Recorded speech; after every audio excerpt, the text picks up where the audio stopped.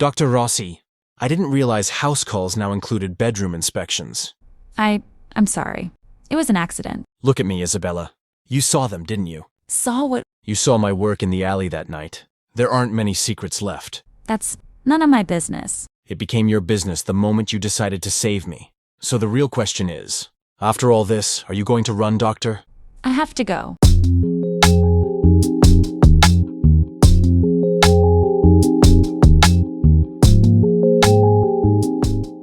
Two days after her first visit, Isabella was just about to fall asleep on her sofa when her phone rang again with the same number. With a groan of frustration, she answered. What? She snapped. Her fever is up again. Killian's voice sounded panicked, all his composure gone. She's coughing nonstop and complaining of chest pain. I don't know what to do. That could be a side effect of the infection fighting back against the antibiotics. It's normal. I need you here. Killian cut in. Now, Isabella, please, bite. The plea in his voice, the voice of a terrified brother, not a mob boss, crumbled Isabella's defenses. Cursing her oath as a doctor and her own weakness, she replied, I'll be on my way. This time, the journey to the penthouse felt slightly more familiar, which somehow made it even more uncomfortable. She went straight to Siobhan's room. Killian was right. His sister looked worse, sweating from the fever and sobbing softly from the discomfort in her chest. You wait outside, Isabella commanded Killian, and this time the man obeyed without hesitation. Isabella spent the next half hour calming Siobhan, rechecking her breathing, and ensuring the antibiotics were working as they should. She reassured Siobhan that this was a normal part of the healing process. After her fever had slightly subsided and her breathing became more regular, Siobhan finally fell into a deep sleep. Relieved, Isabella came out of the room to tell Killian, but the spacious main living area was empty. She cleared her throat. Killian? She called out softly. Silence. Isabella hesitated. Should she just leave? No, that wasn't professional. She had to give an update on his sister's condition. Perhaps he was in the kitchen or one of the other rooms. She walked down a different corridor than before, a more private area of the penthouse.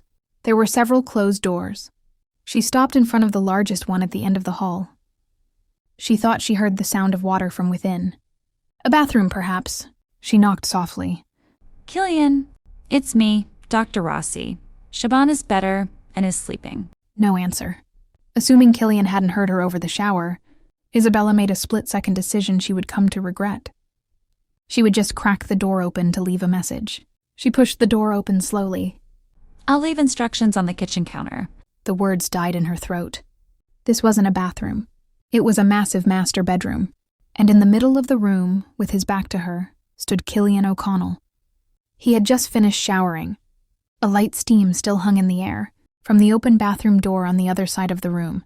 He was wearing nothing but a towel slung low on his hips, revealing his broad back and powerful shoulders.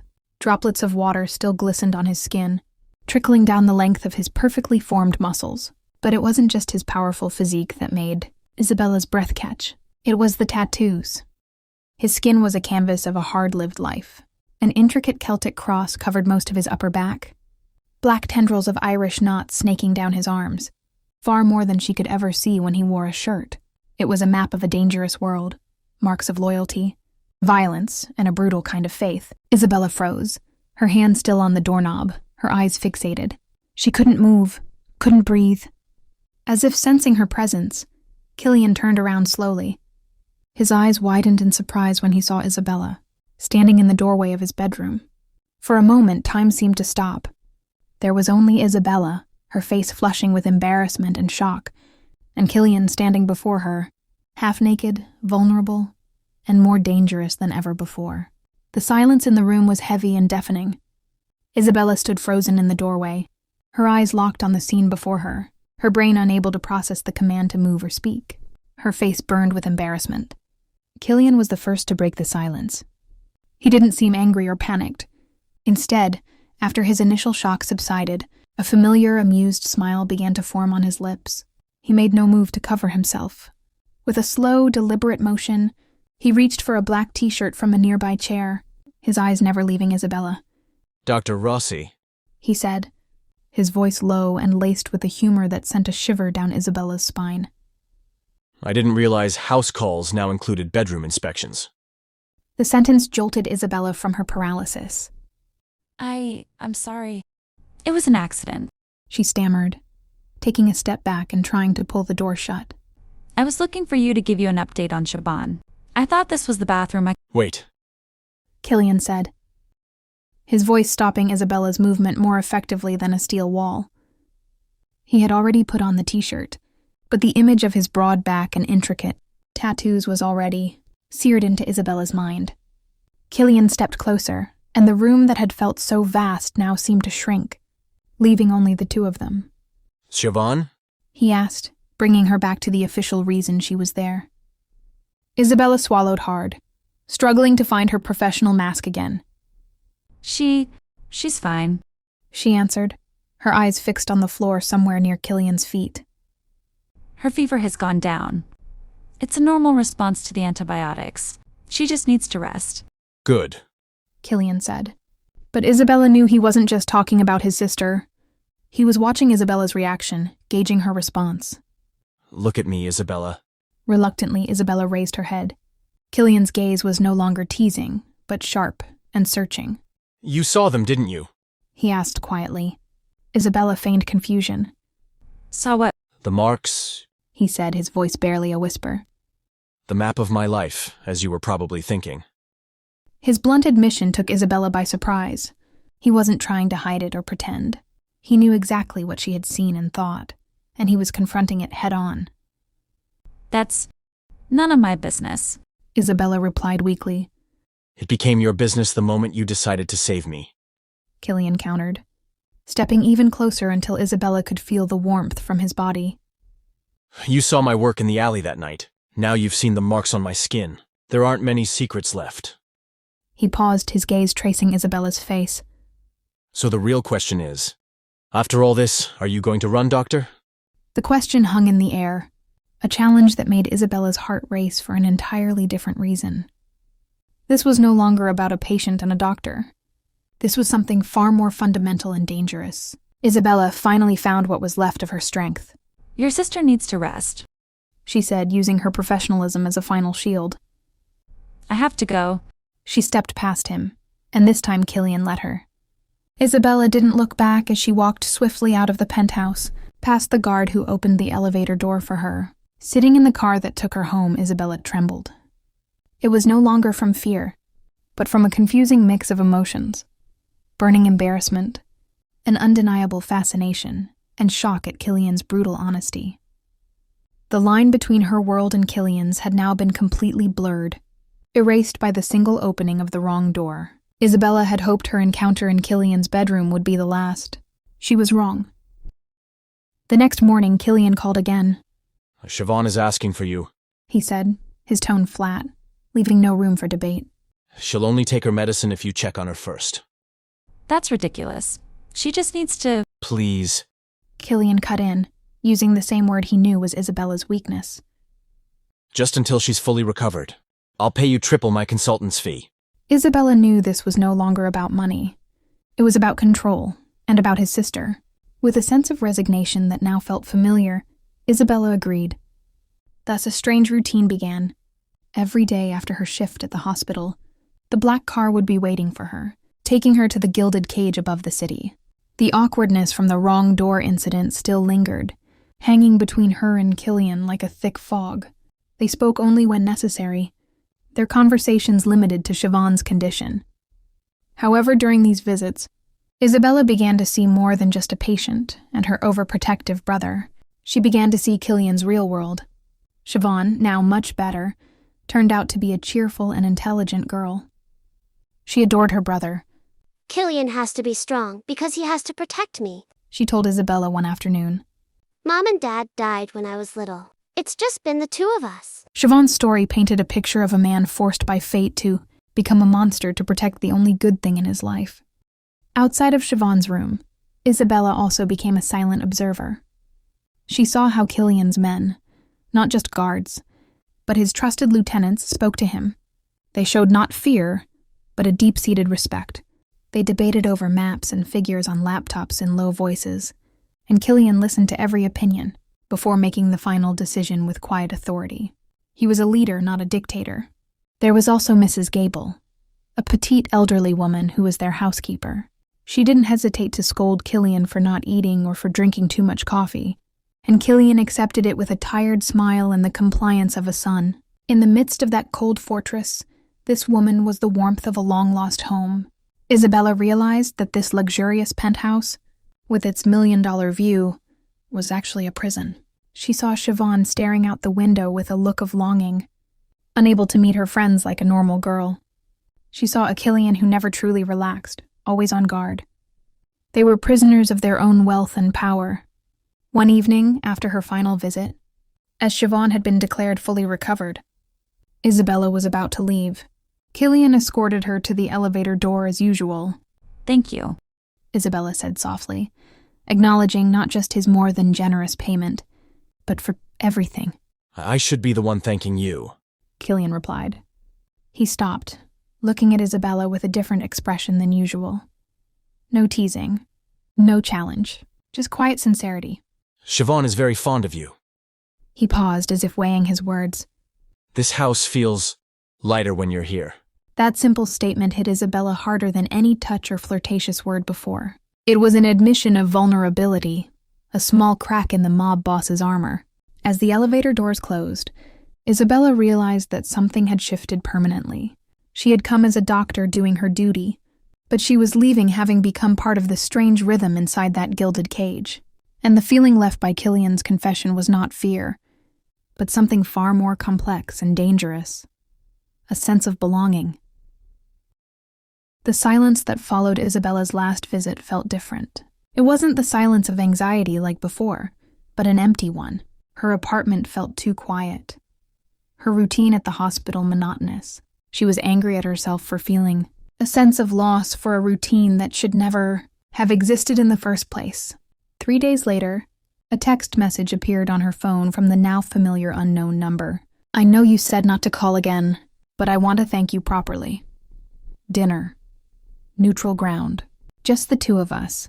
Isabella's heart pounded. This was different. This wasn't a request for emergency help. This wasn't a necessity. This was a choice.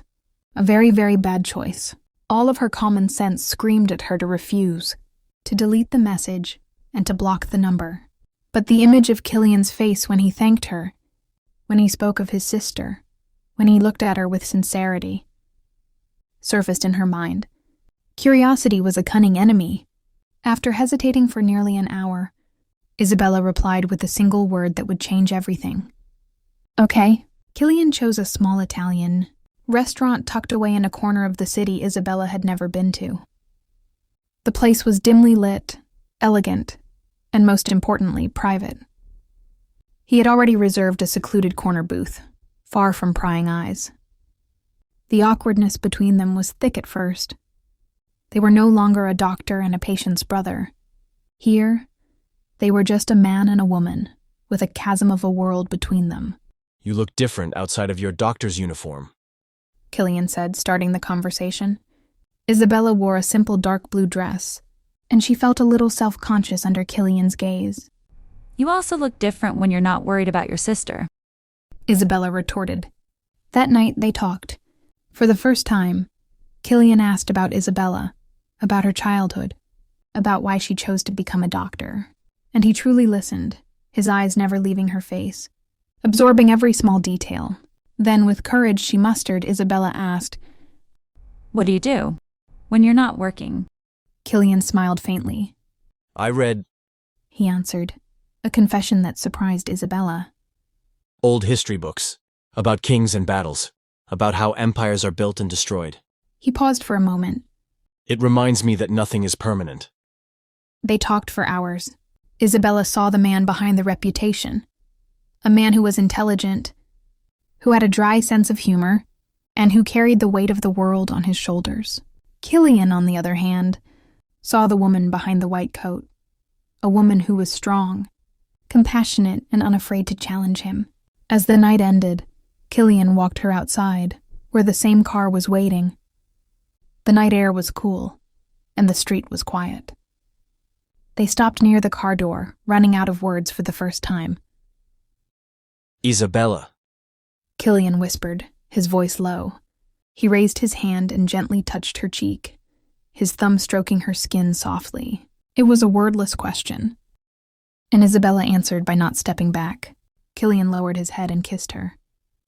The kiss was nothing like Isabella had imagined. It was gentle at first, an expression of gratitude and curiosity. Then it deepened, becoming more passionate, releasing all the tension that had been building between them for weeks. It was a kiss that felt like a confession, danger, and a homecoming all at once.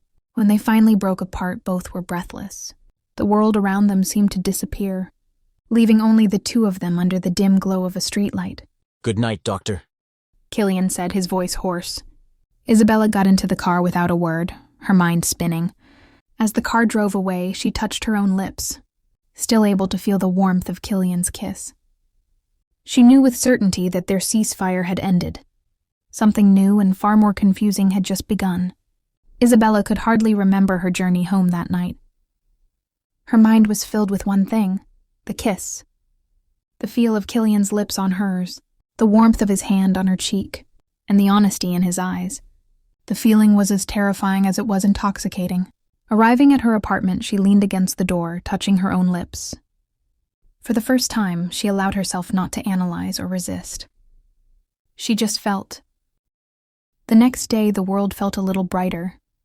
A short text from Killian appeared in the morning. I hope you have a good day, Doctor. Such a normal, simple message, but it brought a faint smile to Isabella's face all day. She felt like a teenager again, constantly glancing at her phone. Maybe, she thought naively, maybe this could work. Maybe there was a path where their worlds could meet without colliding. That peace lasted only 48 hours. That evening, Isabella left the hospital later than usual. She felt tired but satisfied after successfully handling a complex case. As she walked alone across the dimly lit hospital parking garage, a sleek silver luxury car pulled up smoothly, blocking her path to her own car. Isabella stopped, her heart immediately starting to pound. This was not Killian's car. The passenger door opened, and a man in his 50s, with a very expensive suit and neatly combed silver hair, stepped out. He didn't look physically threatening, but he exuded an aura of cold superiority. He smiled, but the smile didn't reach his sharp, hawk-like eyes. Dr. Isabella Rossi? He asked, his voice smooth with a thick Italian accent. Isabella didn't answer, her body tensing with alarm. Forgive my forwardness. The man continued. Allow me to introduce myself. My name is Marco Moretti. Perhaps you've heard of my family. The name. Moretti, the Italian Mafia family. That was the main rival of the O'Connell crew. Isabella felt her blood run cold. I just wanted to deliver a brief message. Moretti said, stepping closer. We greatly admire your dedication to your profession. It would be a terrible shame if something unfortunate were to befall such a brilliant career. He paused, letting the veiled threat sink in. Our family and the O'Connell family have a long and complicated history. A word of friendly advice. Choose your company more wisely, Doctor. Some friendships can leave a stain that will never wash out. He stared at Isabella a moment longer, his smile still in place. Then he calmly returned to his car. The car glided away, leaving Isabella alone in the silence of the parking garage, which suddenly felt incredibly menacing. A violent tremor ran through her body. The romance, the warmth, and the hope of the last 2 days shattered into a million pieces, replaced by a cold, real terror. This was the consequence. This was the price of that kiss. With a trembling hand, she pulled out her phone. It wasn't the police she called. She knew that would be useless. There was only one person she could call. She dialed Killian's number. The call was answered on the first ring. Killian? She whispered, her voice breaking with fear and anger. They found me, Moretti. One of them just approached me. A brief silence on the other end of the line. A silence that felt more dangerous than any shout. Then Killian's voice came, and all the warmth Isabella had ever heard was gone, replaced by cold, deadly steel. Where are you now? Don't move. Don't talk to anyone. I'm coming. Time seemed to slow down in the cold parking garage. Isabella was still leaning against her car, trembling, when 2 black sedans sped in at high speed, stopping with a deafening screech of tires. Several burly men got out, their eyes moving quickly, scanning every dark corner. The door of the lead car opened, and Killian stepped out. He moved quickly towards Isabella. His face was like a mask carved from stone, cold, hard, and emotionless. He didn't touch her. His sharp eyes scanned Isabella from top to bottom, searching for injuries. Are you okay? He asked, his voice flat and deadly. Did he touch you? No. Isabella answered, her voice trembling with a mixture of residual fear and a rising wave of anger. He didn't have to touch me. The message was perfectly clear. Killian gave a short nod as if he had expected it. He pulled out his phone, giving a series of brief commands in an Irish Gaelic that Isabella didn't understand. His tone left no room for negotiation. After hanging up, he looked at Isabella. You can't go home to your apartment, he said. It wasn't a suggestion. It was a decision. You can't stay alone either. You're coming with me. Before Isabella could protest, Killian had already signaled to one of his men. Take Dr. Rossi's car. Bring it to the penthouse. Make sure no one follows you. Then he turned to Isabella, his gaze irrefutable. Let's go. Too shocked to fight, Isabella allowed herself to be led to Killian's car. The journey back to the penthouse felt completely different. There was no more romantic tension, only the cold atmosphere of an ongoing crisis. Upon arriving at the penthouse, Killian was immediately busy. He paced the main living area, speaking on the phone in a low, dangerous voice, arranging his defenses, planning his counterattack. Isabella just stood in the middle of the room, feeling like a misplaced piece of furniture. Her anger finally boiled over. What is this? She asked sharply. Am I your prisoner now? You brought me here without my consent. Killian turned his head, his gaze still distracted. This is to protect you. Protect me. Isabella laughed cynically. This is all happening because of you, Killian. You dragged me into your world with your flowers and your kisses. And now you want to lock me in it when your world retaliates. I have a life, she continued, her voice rising. I have a job. I'm a doctor, not one of your properties that you can hide away in this fortress. Her words finally broke through Killian's preoccupation. He stopped and turned to face Isabella fully. His face hardened, filled with an anger born from frustration and failure. Then what do you want, Isabella? He snapped. Moretti's men to come and give advice again? They know who you are. They know where you work. They know you are my weakness. The last word slipped out, an unintentional and brutal confession. My weakness. The word hung in the air between them, heavy with an unspoken weight. Killian's face softened for a moment as he realized what he had just said. His anger subsided, replaced by a deep exhaustion. He looked like a man who had failed at his most important duty. I will not let you get hurt because of me, Isabella, he said, his voice now hoarse. Never. With that, he turned and walked towards the balcony, leaving her alone in the middle of the luxurious living room. Isabella stood frozen. She had fought for her freedom, but the fight only made the invisible bars of her new cage clearer. She was no longer Isabella Rossi, the doctor. She was Killian O'Connell's weakness, and that label felt like a life sentence.